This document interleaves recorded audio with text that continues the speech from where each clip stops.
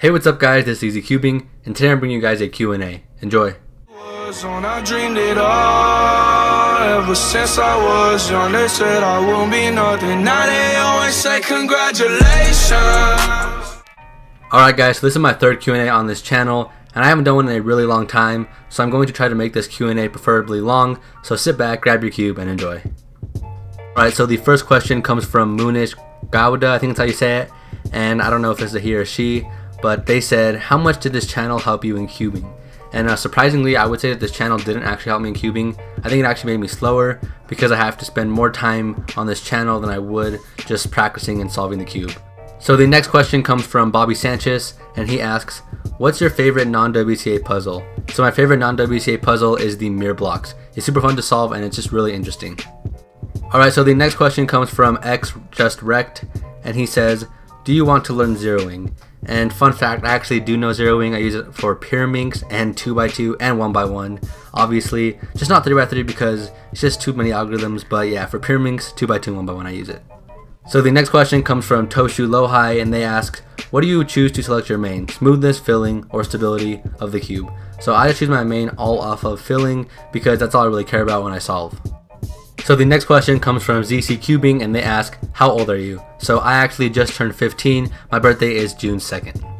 So the next question comes from Easy, and they ask, why did you choose EZCubing as a name? So fun fact, actually my name wasn't EZCubing when I made this channel, it was actually EZCuber, but then I decided to change it because I didn't like the way it sounded. So yeah, I changed to EZCubing, and the way I got EZCubing is my full name is actually Ezekiel, most people call me Zeke, and then I just took the easy from the start and then put cubing at the end, and then I got my slogan, which is cubing made easy.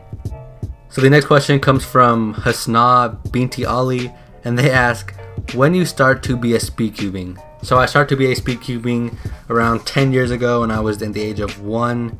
Yeah, so I started basically when I was a baby, when I came out of the womb, just right away. The next question comes from the EZCuber, and he asks, if you were told you could be sub 5 the next day by doing 10,000 solves and your main exams were tomorrow, which one would you choose? So I obviously would want to be sub 5, but I'm pretty sure doing 10,000 solves in a day is humanly impossible.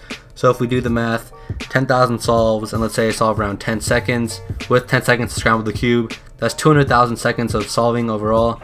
And then if we convert that to hours, that's 55.55 hours. So basically I would already have to be sub 5 to be able to do 10,000 solves, but I would choose to be sub 5 if that was possible. The next question comes from Master of the Puzzles, and they ask, where did you get the idea to start a channel? So long story short, basically my brother wanted to learn how to solve the cube, and he didn't focus long enough for me, so I decided to make videos where he could watch them as many times as he wanted to learn how to solve the cube. And I never thought I would get this big. It took me about 5 months to gain 50 subscribers on this channel. So yeah, it really has gotten a lot bigger than I ever expected.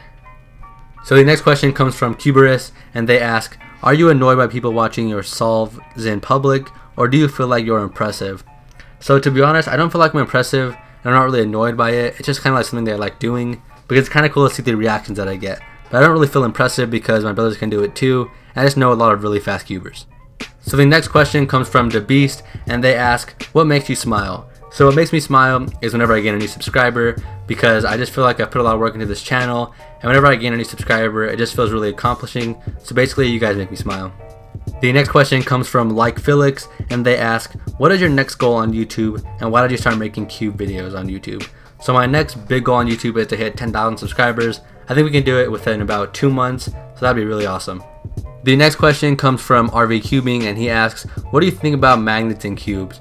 So honestly guys, I'm kind of split with magnets and cubes because as you guys know, I have the Waylong GTS 2M, and I was cubing and I dropped it on the floor, and like 6 of the pieces, all the magnets fell off in them, so it's just really annoying to kind of put back together. So I think they're really good and really fun when they're together, but just like if someone drops it or if you drop it, you're just completely screwed and you have to get replacement parts for it. The next question comes from MyMill, and they asked, do you ever meet with famous cuber? So I actually have met a famous cuber. I met DR Cuber at NOCO 2015, I think. It was in Colorado, and it was pretty cool. It was when my channel had probably around 20, maybe 10 subscribers. So yeah, that was cool to see a really big cubing YouTube channel. The next question comes from TC Cubes, and she asks, do your friends know you cube / have a cubing channel? So yeah, all my friends know I cube, and they know I have a cubing channel, so it's pretty cool. They watch all my videos and they're subscribed to me. The next question comes from EZCubes KS, and they ask, what is your favorite YouTube channel not cubing? So my favorite YouTube channel, hands down, is definitely H3 Productions. I don't know if you guys watch them, but they make some really funny content, and I just really enjoy it. The next question comes from It's Noonie, and they ask, if you had to change your entire channel topic, what would you change it to? So I'm actually really into gaming, so I'm actually thinking about making a gaming channel sometime in the future. After I build this channel to be pretty big, I want to make a gaming channel because I think that'd be really fun. The next question comes from Benny Lee Jaramillo, and he commented, what was the biggest obstacle to getting 5,000 and how did you overcome it? So the biggest obstacle for me, guys, was getting my first 100 subscribers. It took me about 8 months after I uploaded my first video, and it just was super unmotivating. And at one point I actually wanted to shut down my channel, but I'm so glad that I didn't. But yeah, guys, the first 100 is the hardest thing that you're gonna have to do on YouTube. After that, everything just becomes faster and just a lot more easier, and YouTube is just a lot more fun after that.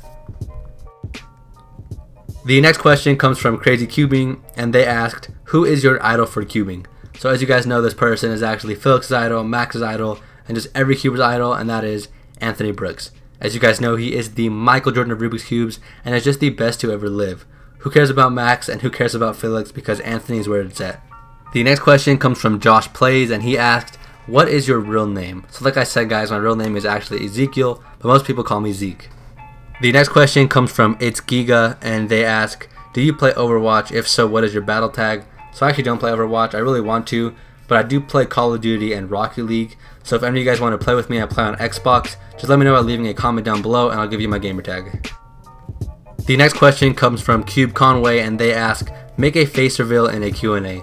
So actually, guys, I have shown my face in my other videos, in some older ones and some recent ones. But if you guys want me to do an actual face reveal video, let me know by leaving a like on this video and leave a comment down below.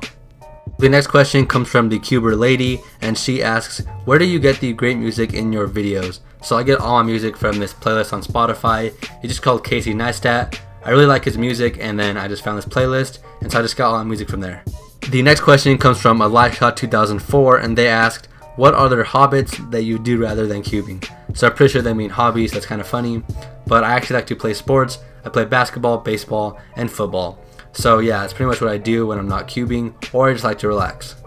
The next question comes from Kevin Divino, and he asked, have you been in a competition yet? If yes, where it is and when?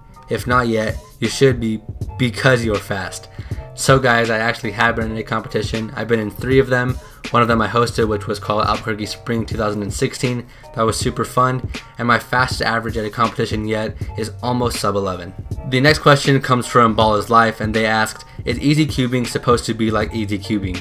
So the answer to that is yes, and that is why my slogan is called Cubing Made Easy. So the next question comes from Asian Miner Man, and he asked, smash or pass, just keep cubing? Anyways, guys, that is going to wrap up this very long Q&A. If you watched through the whole thing and enjoyed it, make sure to drop a like and subscribe. Don't forget to go follow me on Instagram. Have a great day, and I'll see you in the next one. Peace. I could probably catch you with your knees down. Have you looking at me like you knew it? Getting way too caught up in these towns. Tell me that you're not that stupid.